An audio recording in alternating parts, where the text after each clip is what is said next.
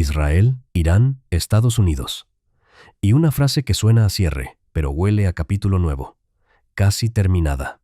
Trump está diciendo que la guerra ya está muy completa, que Irán se quedó sin marina, sin fuerza aérea y sin comunicaciones, pero a la vez habla de algo muchísimo más grande que un final. Controlar el estrecho de Hormuz, influir en quien manda en Teherán y dejar caer, aunque sea con ambigüedad calculada, que el tema del petróleo está sobre la mesa. Y ahí está el punto. Cuando alguien declara victoria mientras abre puertas nuevas, no estás viendo un final, estás viendo un cambio de objetivo. En este video no voy a venderte épica ni pánico. Voy a separar lo que es declaración política de lo que sería un giro histórico, y te voy a explicar por qué el petróleo y China son la variable que puede convertir este conflicto en algo mucho más grande de lo que parece. Antes de entrar, una regla. En guerras así, el arma más barata es la información mal contada. Por eso aquí vamos a usar un método simple. Cada afirmación pasa por 3 filtros. 1. ¿Quién lo dice? 2. Si hay hechos verificables detrás, o si es un mensaje diseñado para dominar el relato. Y 3. Si encaja con lo que está pasando en el tablero sin contradicciones enormes. Este método no elimina la niebla de guerra, pero evita lo peor, que el algoritmo piense por ti. Empecemos por lo que Trump está haciendo con el lenguaje.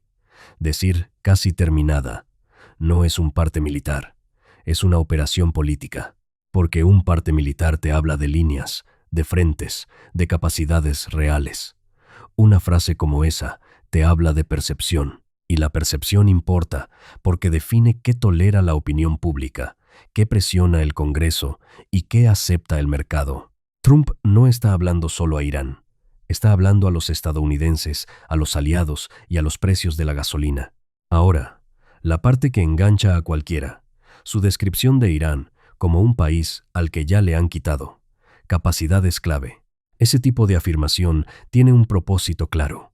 Instalar la idea de que el costo futuro será bajo porque ya está hecho. Pero fíjate en el detalle. Incluso si un país pierde parte de sus capacidades militares, eso no significa que el conflicto esté resuelto. Significa que entra en otra fase. Y esa fase suele ser más peligrosa. Ataques asimétricos, presión sobre infraestructura, guerra económica, presión sobre rutas marítimas y una batalla por el relato donde cada bando intenta vender control. Aquí aparece la primera contradicción que te debería dejar en silencio unos segundos. Si la guerra está prácticamente terminada, ¿por qué hablar de controlar Hormuz? Porque Hormuz no es un detalle táctico. Hormuz es el cuello de botella energético del planeta. Una parte enorme del petróleo que se mueve por mar pasa por ahí, y cuando esa ruta se altera, los efectos se sienten en todo: combustible, transporte, precios y economía. Hablar de tomar el control de Hormuz no suena a cierre, suena a expansión del objetivo. Y ojo, tomar el control puede significar cosas distintas, y esa ambigüedad es parte del poder. Puede significar escoltar barcos, puede significar imponer un corredor protegido, puede significar asegurar que el comercio fluya a pesar de amenazas, pero también puede interpretarse como yo decido quién pasa y quién no, que ya es otra liga. Por eso, esa frase no es inocente. Abre una puerta diplomática y militar enorme y manda un mensaje al mercado. Vamos a forzar la reapertura aunque cueste. Ahí entra una pieza clave que casi nadie explica bien: el seguro marítimo. Aunque el estrecho no esté cerrado por decreto, si las aseguradoras se retiran o suben el riesgo a niveles imposibles, las navieras frenan. Y cuando las navieras frenan, el petróleo se frena. El punto es este: no necesitas un bloqueo formal para lograr un bloqueo real. Solo necesitas miedo, riesgo y falta de cobertura. En otras palabras, el cierre puede ser psicológico, pero sus efectos son físicos. Por eso Trump ha mezclado dos cosas que, juntas, son muy reveladoras: escolta naval e ingeniería financiera para que los barcos vuelvan a cruzar. Hablar de poner a una agencia del gobierno a respaldar el riesgo para mantener el flujo de energía es reconocer algo: que el mercado, por sí solo, está marcando límites. Y cuando el mercado marca límites en una guerra, la política reacciona porque los precios son votantes. Hasta aquí podrías pensar, bueno, es una medida para proteger el comercio. Pero viene el segundo bloque, el que cambia el significado de todo: el tema del liderazgo iraní. Trump no está hablando como alguien que solo quiere detener misiles. Está hablando como alguien que quiere influir en quién gobierna Irán después. Ha dicho que el hijo de Jamenei es inaceptable y que Estados Unidos tiene que estar involucrado en la elección del liderazgo. Esa frase, por sí sola, reescribe el tablero, porque una cosa es un objetivo militar, otra cosa es plantear, en público, que vas a participar en el diseño del poder interno de otro Estado. Eso se parece menos a fin de guerra y más a endgame. Y aquí hay una lógica fría detrás. Si tú dices que la guerra está casi terminada, pero al mismo tiempo planteas el rediseño político, estás buscando legitimar el siguiente paso. Estás diciendo, ya ganamos lo militar, ahora viene el orden. El problema es que ese orden no lo acepta el rival, y ahí es donde nacen los conflictos largos. Ahora entra el tercer bloque, el petróleo como pieza de negociación o de tentación. Tú mismo lo escribiste.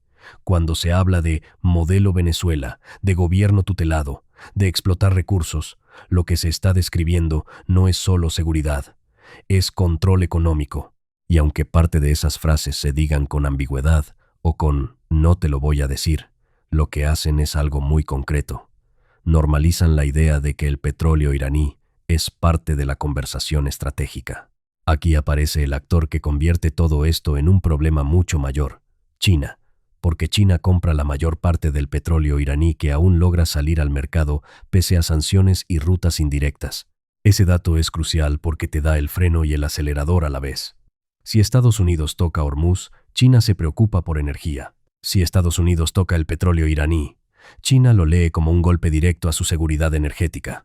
Y si China lo lee así, el conflicto deja de ser solo Oriente Medio. Empieza a rozar la rivalidad central del siglo. Por eso, cuando Trump sugiere que la guerra está casi terminada, yo no lo leo como cierre, yo lo leo como transición, de fase militar visible a fase de presión estructural, porque lo que está sobre la mesa ya no es solamente debilitar capacidades, es influir en rutas, seguros, comercio y poder interno. Y aquí llega el punto que quiero que se quede contigo.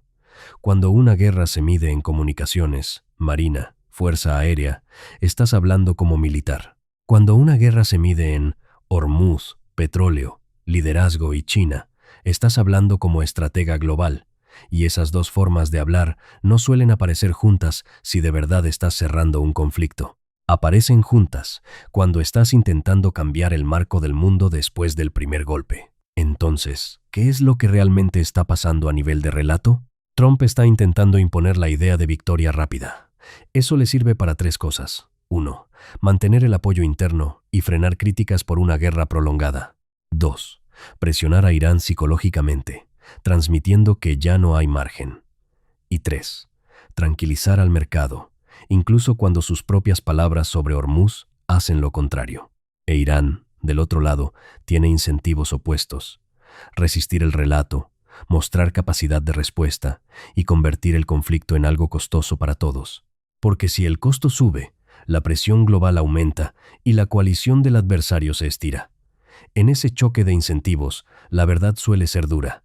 Lo que decide el rumbo no es un discurso, es la logística, es la energía, es la capacidad de sostener el riesgo. Y en la logística, Hormuz es la llave. Porque incluso si pasan barcos, la pregunta es, ¿pasan con normalidad? ¿O pasan con rutas raras, con escolta, con seguros inflados, con demoras y con miedo? La diferencia entre pasar y funcionar es exactamente la diferencia entre economía estable e inflación. Y ahí está el punto que conecta esto contigo, aunque vivas a miles de kilómetros. Cuando la energía se vuelve inestable, se encarece todo, no solo la gasolina, todo lo que se transporta. Ahora, vamos a la parte más incómoda y más adulta del análisis, el día después. Si de verdad se intentara imponer un modelo tipo tutela o gobierno amigo, no estamos hablando de un cierre simple. Estamos hablando de un proceso largo, lleno de resistencia, lleno de fracturas internas, lleno de tensiones regionales. Y en ese escenario, el riesgo no es solo militar.